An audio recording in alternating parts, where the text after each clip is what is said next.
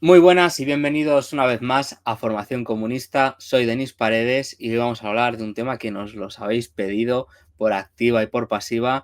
Habéis estado muy insistentes, pero porque la verdad es que es un tema muy interesante. Hoy vamos a hablar sobre el Holodomor.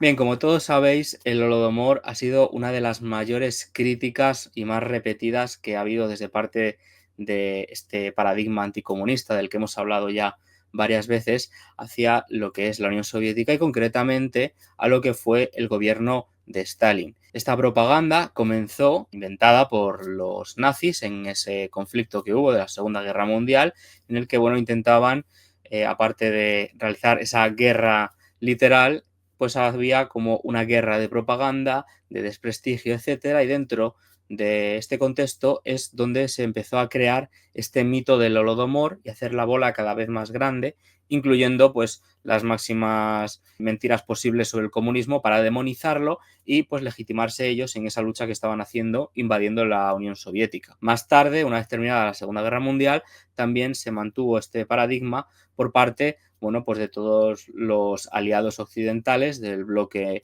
de la OTAN, en general de lo que sería el bloque capitalista. Como hemos visto a lo largo de varios vídeos sobre este paradigma anticomunista, uno de sus pilares fundamentales es esa doble moral de calificar lo que ocurre en la Unión Soviética como terrible y si ocurre lo mismo en un país capitalista no pasa nada.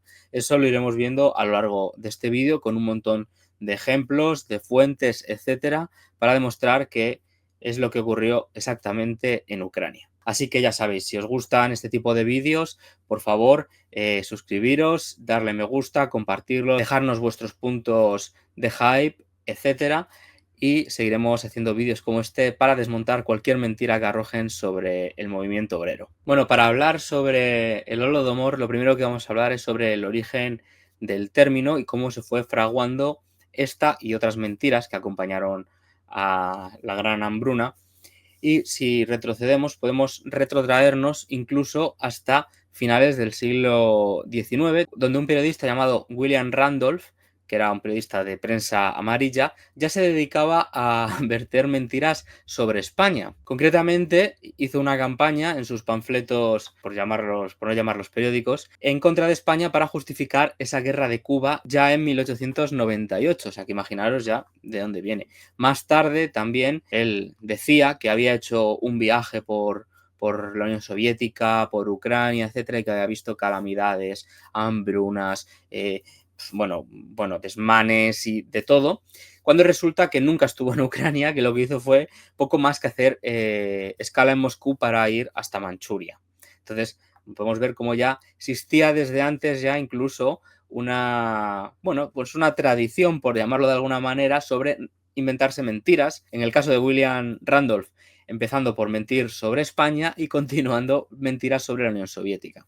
Más tarde, con el auge del fascismo, todos sabemos, ¿no?, que el gobierno nazi se impone en Alemania. Concretamente, en 1933 toman el poder y empiezan a elaborar mentiras acerca de la Unión Soviética para ganar esa guerra propagandística. De hecho, había un alemán, un nazi llamado Dirlov, que él aseguraba haber estado en Ucrania en los años 30 haciendo fotos de la hambruna, lo cual pues también era mentira. Era, gente que se iba inventando cosas para intentar justificar mentiras, pero luego no había ni pruebas de que hubieran estado allí, ni realmente se demostraba que hubieran estado. Entonces, claro, todos los testimonios de gente que miente diciendo que está en un sitio cuando no está, pues obviamente pues no podemos tomarlos como válidos ni como fuente de ningún tipo de conocimiento. De hecho, muchas de las fotografías que publicaban en la época luego se demostraban que eran falsas y aquí os voy a dar unos cuantos ejemplos. Por ejemplo, muchas de las fotografías de este tal Dirlov se basan en una película, o sea, son fotogramas de una película soviética firmada en 1922, es decir, 10 años antes. Otro alemán llamado, voy a leerlo para decirlo bien, porque ya sabéis que los nombres de extranjeros no son lo mío.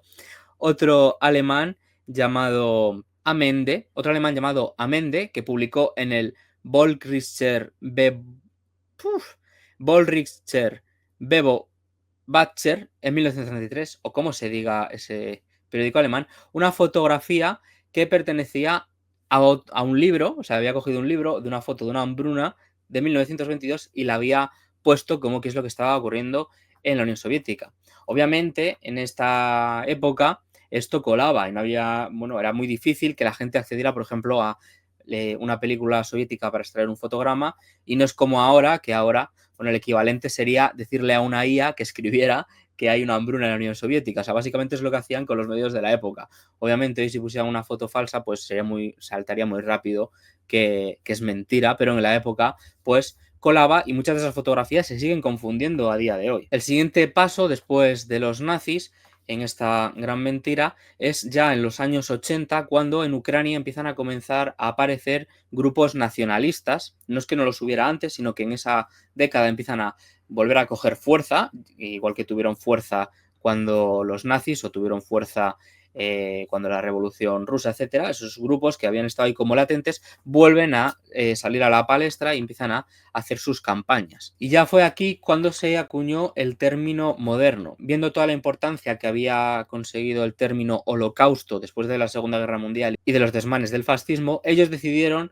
hacer un término propio suyo, que sería como el holocausto de hambre, que se pronunciaría pues Holodomor, y que sería la referencia a esa hambruna de los años 30. Bueno, visto esto, ahora pasaremos a hablar un poco sobre qué situación había realmente en la Unión Soviética y cómo se desenvolvieron un poco los hechos. La principal mentira sobre el Holodomor, porque veremos qué cosas son verdad y cuáles son mentira, fue que fue una cosa orquestada por Stalin. De hecho, Grover Furr, que es un historiador que se ha dedicado exhaustivamente a desmentir mentiras sobre este paradigma anticomunista, señala que sin ningún tipo de fuentes, historiadores anticomunistas como por ejemplo Stefan Kotkin culpan a Stalin de haber, bueno, dado la orden de realizar una hambruna en Ucrania, como si fuera algo dirigido desde el Estado. Y además, achacándolo no solo a un capricho de Stalin, sino a esas colectivizaciones que se realizaron en el campo. Colectivizaciones que precisamente fueron las que acabaron con todas las hambrunas periódicas que se venían sucediendo durante siglos en esa zona, porque es una cuestión climática que con los ciclos bueno, pues de las cosechas se junten ciertos factores, hagan una cosecha mala y se produzca una hambruna. Eso venía sucediendo de forma casi cíclica durante siglos prácticamente en esa zona de Ucrania. Además de esto, existen pues, ¿no?, como distintas fuentes de acusación y pues usos del Holodomor para criticar a la Unión Soviética. De estas corrientes podríamos destacar, por ejemplo, que son las mismas que destaca Grover Furr, el que, por un lado, que la hambruna fuera ocasionada para castigar a los nacionalistas ucranianos, que obviamente esta tesis es la que defienden los nacionalistas ucranianos, y esta corriente ha sido muy extendida en países occidentales por historiadores, por ejemplo, como Robert Conquest o Anne Applebaum. Y hay que tener en cuenta que Conquest, que fue uno de sus principales difusores, luego se retractó y reconoció que esto no sucedió así. Entonces ya van cayendo las mentiras. Otro aspecto es el que hemos dicho antes, esa colectivización, ese atacar al comunismo, diciendo que el comunismo es el culpable de esa hambruna. Y la tercera corriente, que finalmente es la que nosotros venimos a defender en este vídeo, es que esa hambruna se produjo pues por, como hemos dicho antes, un desastre ambiental, un conjunto de situaciones climáticas que hizo que se produjera menos grano, y que ante esta escasez y que el gobierno soviético intentara repartir y poner orden, los kulaks intentaron quedarse con el grano, no repartirlo, incluso quemándolo, etcétera, produciendo y agravando aún más los problemas. Respecto a la primera corriente que hemos visto, que hemos enumerado, hay distintos historiadores, como Domenico Losurdo, que reconocen que la historiografía occidental ha exagerado este hecho, es decir, el de que el Holodomor fue para castigar a los ucranianos, como parte del paradigma y una especie de leyenda negra antisoviética. Respecto a la segunda corriente, podemos destacar como distintos historiadores, como por ejemplo Alexander Statiev, bueno, pues que uno de los motivos por lo que luego los ucranianos colaboraran con los nazis sería pues esa colectivización forzosa que no les habría gustado. Hay otros historiadores como Anselmo Santos, que dice que el escritor soviético Mikhail Solokhov le reprochó a Stalin en su correspondencia el carácter forzoso de la colectivización. Y Stalin le respondió un poco diciendo que él solo veía una cara de la moneda, diciéndole que había muchísimos, bueno, kulaks, etcétera, que estaban saboteando esos intentos de colectivización, que por tanto pues tenía que el Ejército Rojo asegurar que se repartiera el grano para que los campesinos pobres no murieran de hambre y no pasaran necesidades. Entonces, claro, está muy bien decir, pobrecitos los grandes terratenientes que se están expropiando, pero que esto podremos estar de acuerdo o no. O sea, no estamos ahora hablando de defender la colectivización o no desde el punto de vista político, sino estamos hablando de lo que fueron los hechos. Los hechos fueron que hubo grandes terratenientes que se apropiaron del grano y no quisieron repartirlo para que el resto de los agricultores y campesinos pobres pues pudieran alimentarse. De hecho, hay un montón de referencias de la época en la que se acusa a esos grandes campesinos y grandes terratenientes de provocar la hambruna. ¿Vale? O sea, esto está escrito por todos los lados y era una cosa que en esa época se veía bastante manifiesta. Otra cosa es que luego pues intentarán justificarse porque no estaban de acuerdo con la colectivización, etcétera. Pero el hecho de que retuvieron el grano y que eso hizo que la hambruna fuera peor, es un hecho bastante contrastado. Lo cual nos lleva a la tercera vertiente que defendemos nosotros, en la que pues hubo unas causas ambientales potenciadas por estos grandes terratenientes que retuvieron el grano y que hicieron distintas cosas para evitar que lo poco que se había producido se repartiera y fuera pues colectivizado al resto de ciudadanos y que no pasaran hambre. Respecto a las causas ambientales, esto es una cosa bastante comprobable de que las hambrunas eran cíclicas y se producían cada pocos años. De hecho, a nivel de sequías y de problemas meteorológicos, el fenómeno más gordo que ha habido en este aspecto ha ocurrido hace relativamente poco en Ucrania. Lo que pasa es que con la tecnificación del campo de hoy en día pues no afecta tanto como afectaba en esa época. Pero bueno, estas sequías producían hambrunas prácticamente cada pocos años. Podemos destacar muchísimas hambrunas anteriores a la del Holodomor. Por ejemplo, vemos la de los años 2021, la del 24, la del 27 y la del 28.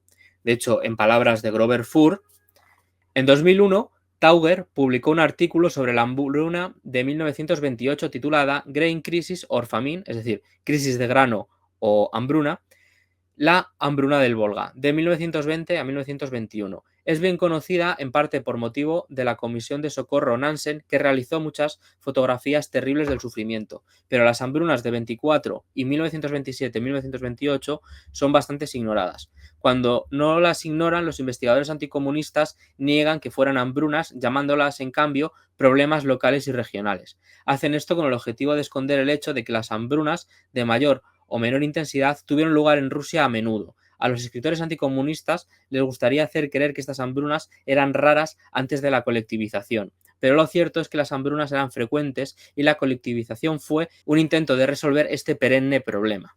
De hecho, es que incluso historiadores trotskistas que defienden también esto tienen que reconocer, como es el caso de Isaac Deutscher, que a pesar de su animadversión hacia Stalin, reconoce que tras la colectivización dejan de ocurrir hambrunas. O sea que si tu mayor enemigo te tuerce el brazo y te da la razón, pues es que es ya absurdo seguir negando la evidencia. Lo que pasa es que, claro, los historiadores, entre comillas, anticomunistas y el resto de anticomunistas, ya sabemos que los hechos no les gustan y que lo que les gustan son dar cifras que podrían ser ciertas en su opinión, como los millones de trillones, de cuatrillones, de quintillones de muertos del comunismo. De hecho, numerosos anti-stalinistas, como por ejemplo Khrushchev, también en sus memorias lo reconocen y reconocen cómo había intentos por el gobierno de dar alimento a los ciudadanos, cómo se repartían tarjetas por toda Rusia, porque no era un problema que solo ocurriera en Ucrania, sino que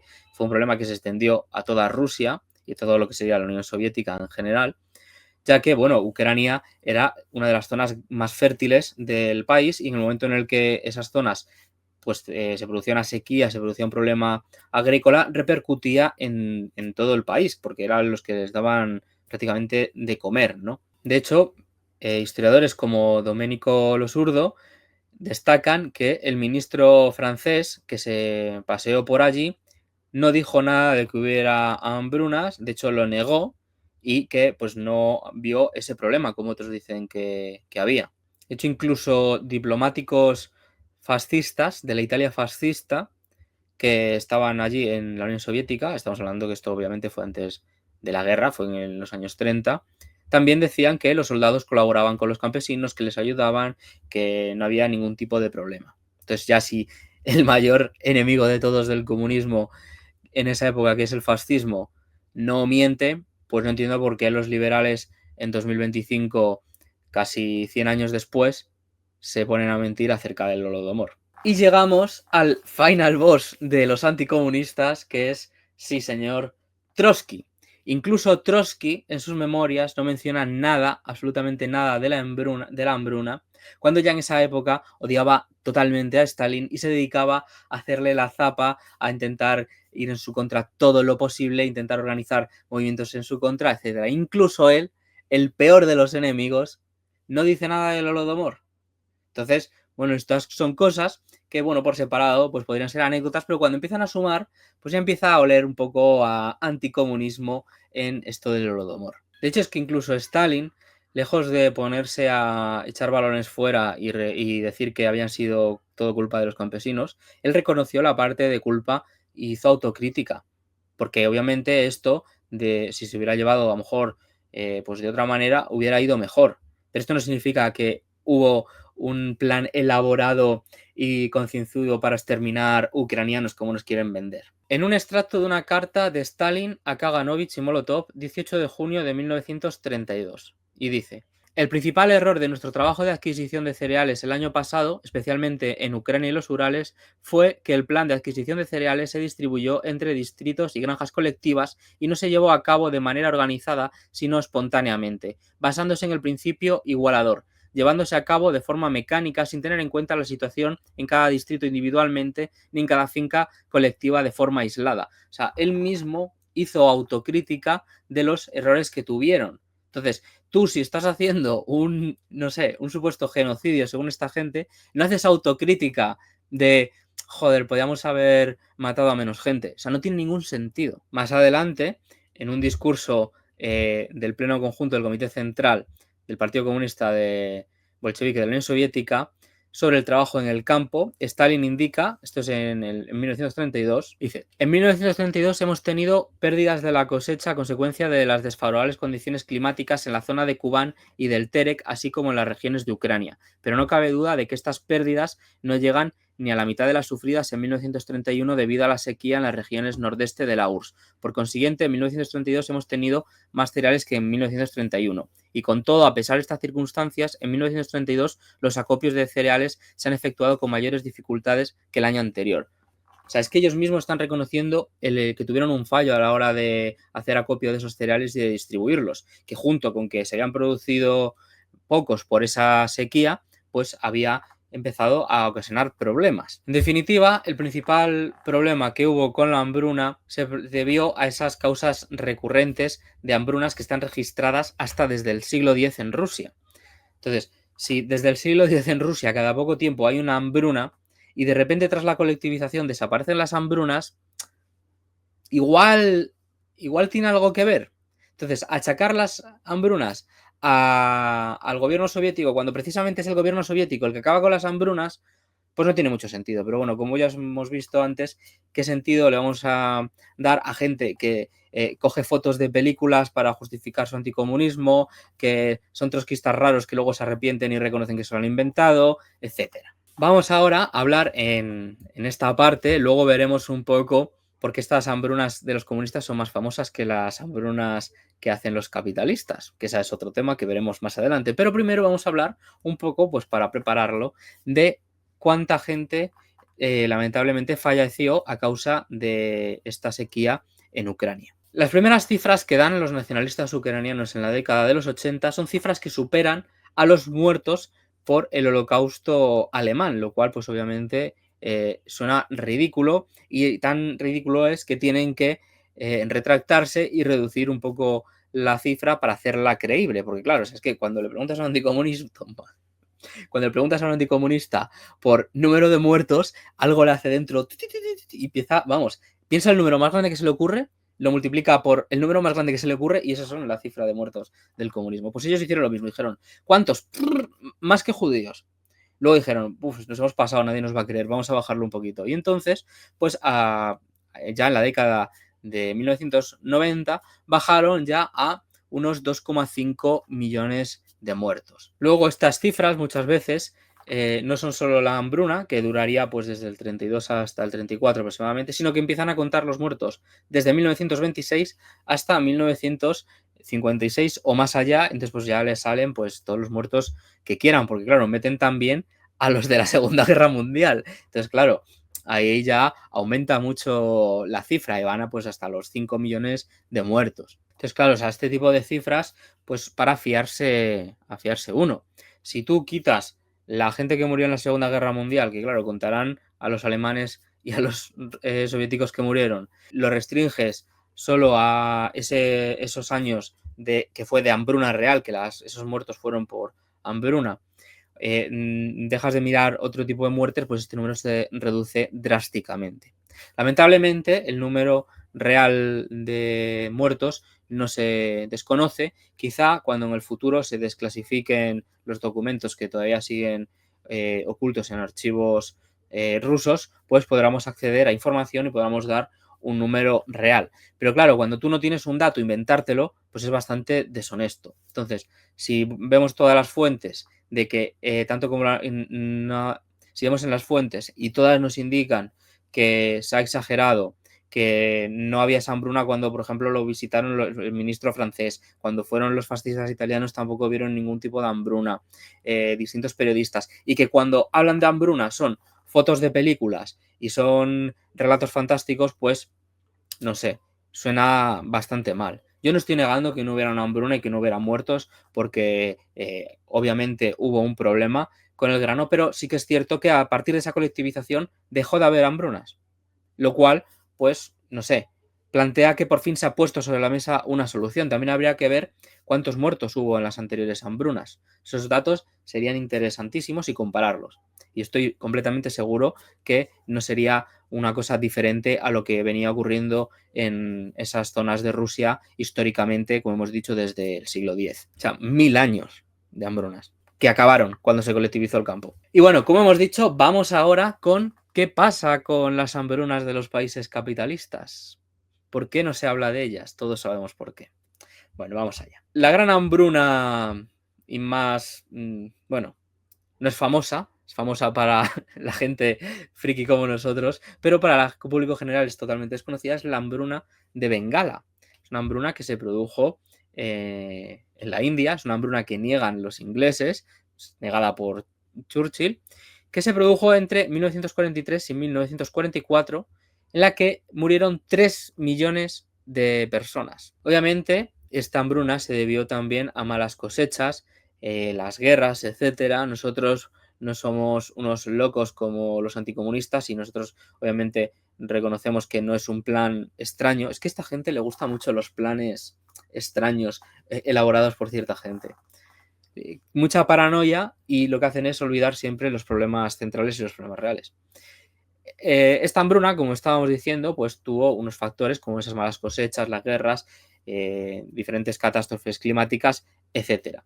Pero también tuvo que ver cómo el Reino Unido trataba a la India en el sentido de que básicamente les daba igual si se morían.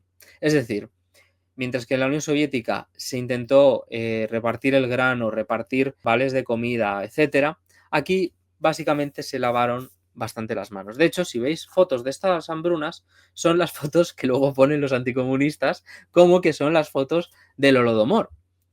Veremos. El gobierno de Londres intentó justificarse ante esta hambruna. Le echó la culpa básicamente a la guerra, que por la situación geoestratégica, pues que no pudieron mandar ayuda. Y lo cierto es que no se tomaron medidas, incluso a sabiendas de que iba a ocurrir, porque la tecnología y el desarrollo que había era suficiente como para ir previendo este tipo de desastres e intentar anticiparse. Esto no fue una sequía de repente, sino que era un cúmulo de cosas que iban avanzando hacia una sequía que fue desastrosa. De hecho, en medio de esta hambruna se requisó el arroz y se sacó del país y se llevó a otras zonas donde estaban el ejército británico para pertrecharlos. Es decir, Literalmente les robaron la comida para dársela de comer a los soldados ingleses que estaban pues, en Egipto o en otros países. De hecho, vamos a ver las prioridades del gobierno británico, que para él era más importante ganar la guerra que alimentar a salvajes de piel oscura, como dijo Churchill en el Parlamento británico cuando le preguntaron sobre el tema. De hecho, había guarniciones y depósitos de alimentos con cereales suficientes como para haber evitado esto. Tenían depósitos de 50.000 toneladas de alimentos en Asia. Tenían 100.000 toneladas de cereales en Canadá. Todas estas podrían haber mandado un barco con esa comida y, bueno, o varios barcos, no sé. No voy a ponerme ya a decir cómo el nivel logístico, pero alimento suficiente como para intentar paliar al menos o intentar hacer algo, pero prefirieron quedárselo. De hecho, en esa época soltaban frases sobre los indios tales como esto de el premier de Londres dijo: odio a los indios, se reproducen como conejos.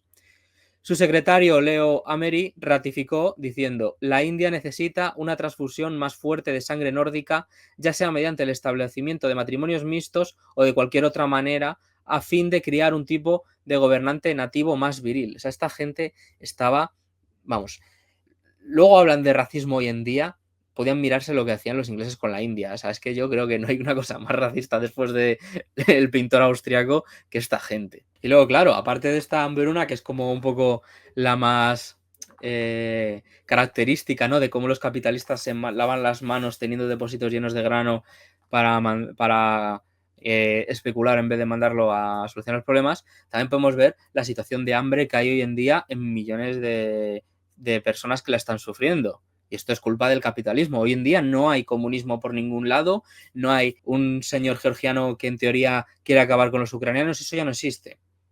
Estamos en el siglo XXI, 2025, y sigue muriendo gente de hambre todos los años, ¿vale? Y esto nadie se lo achaca al capitalismo. Bueno, sí, nosotros. Pero la gente no va por ahí haciendo el paradigma anticapitalista, los millones de muertos de hambre del capitalismo. No, ¿vale? Entonces, claro, si nos ponemos a ver datos actuales, pues podemos ver, por ejemplo, que una persona muere de hambre cada 4 segundos. En 2022, 345 millones de personas murieron de hambre. 345 millones de personas, es decir, es como el dato más loco de los nacionalistas ucranianos multiplicado por 100 al año. Y este número se ha duplicado. O sea, si vemos este dato de 345 millones de personas de 2022, es más del doble de los 135 millones que murieron en 2019. Es decir, en 3 años se ha duplicado la gente que muere de hambre. Y de hecho, un informe de Naciones Unidas cifra que las cifras de hambre del mundo aumentaron hasta alcanzar los 828 millones de personas en 2021. Casi 1.000 millones de personas pasando hambre. Y esto estamos hablando del siglo XXI, con el adelanto técnico que conlleva, con toda la tecnificación del campo, la manipulación de desarrollo de especies más productivas, el fitosanitario, toda la tecnología, y sigue muriendo toda esta gente. Pero claro, luego acabar con las hambrunas por una colectivización, que es lo que ocurrió en la Unión Soviética, es terrible.